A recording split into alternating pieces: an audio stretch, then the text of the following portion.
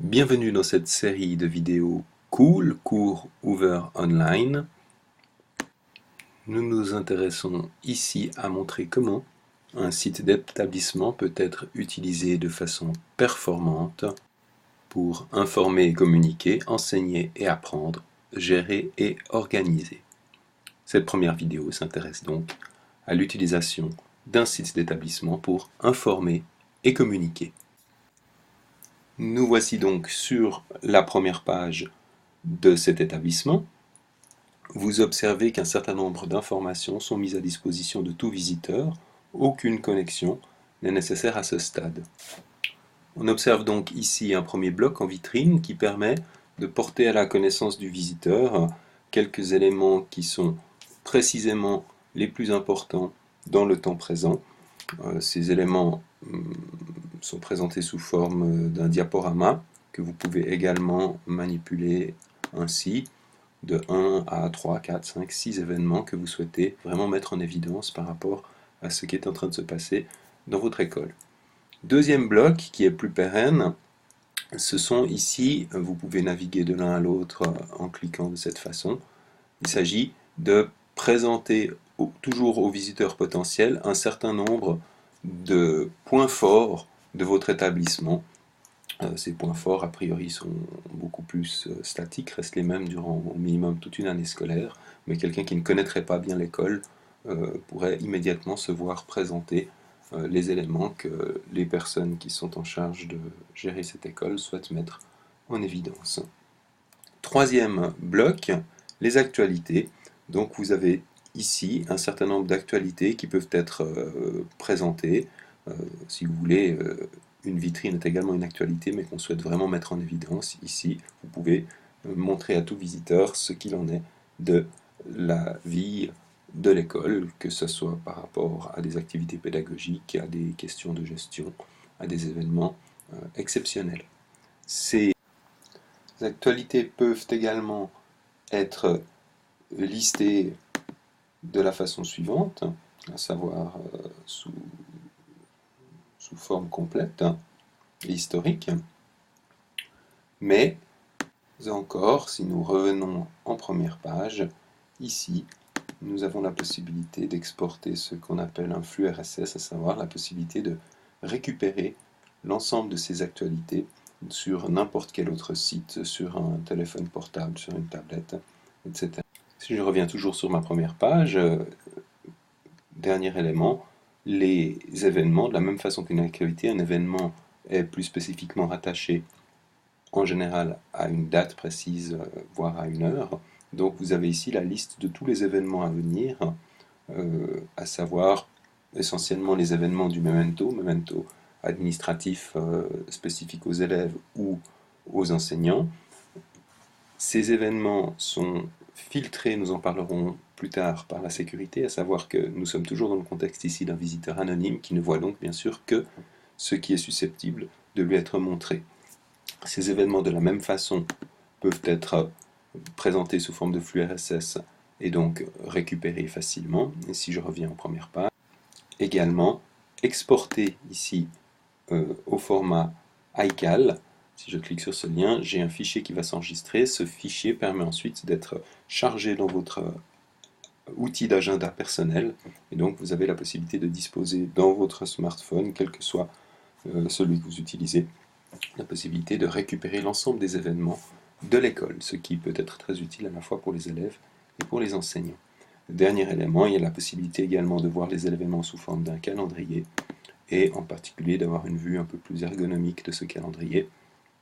Les couleurs sont un peu discutables, mais vous avez ici, selon le type d'événements que vous cherchez, des événements de type sport, de type musique, de type memento général ou memento enseignant, etc., la possibilité de montrer seulement certains événements. Je peux ici, par exemple, enlever. Alors, on voit qu'au mois de juin, il n'y a pas d'événements autres que ceux qui sont proposés pour le memento général.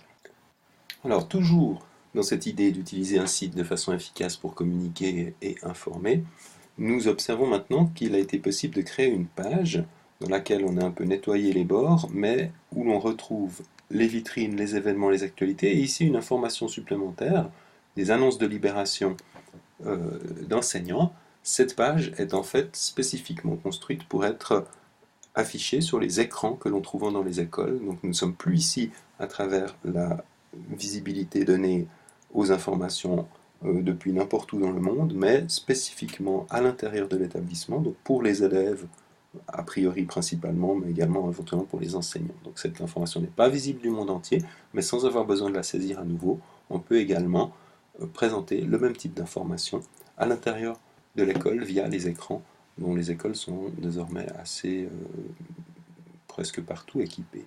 Voilà, nous avons fait le tour de tout ce qui constitue cette première page, qui est assez riche. Signalons encore un certain nombre de liens directs, bien sûr des liens directs pour les enseignants vers les outils professionnels, donc la messagerie, la gestion des absences, accès depuis l'école, accès depuis la maison, et puis quelques sites institutionnels, instruction publique, poste obligatoire, etc. Un site, au-delà de sa première page, contient un certain, bien sûr, contenu, les contenus liés à la présentation générale de l'établissement, à la vie de l'école, à des aspects pédagogiques et à des aspects administratifs. Vous avez donc ici des liens directs qui permettent d'atteindre ces différents éléments.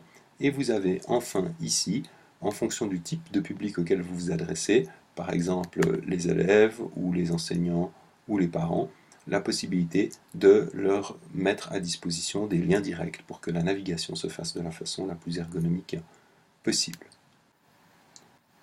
Et puis bien sûr, un site est d'abord là pour proposer du contenu, donc vous avez des liens directs vers les différentes sections, présentation de l'école, vie de l'école, pédagogie, administration, avec des liens. Si je clique ici par exemple sur l'espace des disciplines, je vais retrouver de l'information spécifique à chacune des disciplines qui sont enseignées dans l'école, par exemple les mathématiques, l'espace du groupe de mathématiques qui met à disposition des liens, des documents, des contenus d'enseignement, et vous récupérez ici la navigation, donc les plans d'études, le soutien pédagogique, l'intégration, maturité bilingue, les échanges, les options de travail de maturité, enfin tout ce qui fait la pédagogie d'un établissement. Au niveau administratif également, tout ce qui est formulaire, règlement, directive, réservation de salles, memento élèves, inscription, vie du collège et différents groupes, les animations, les sorties, les voyages, les associations et plus généralement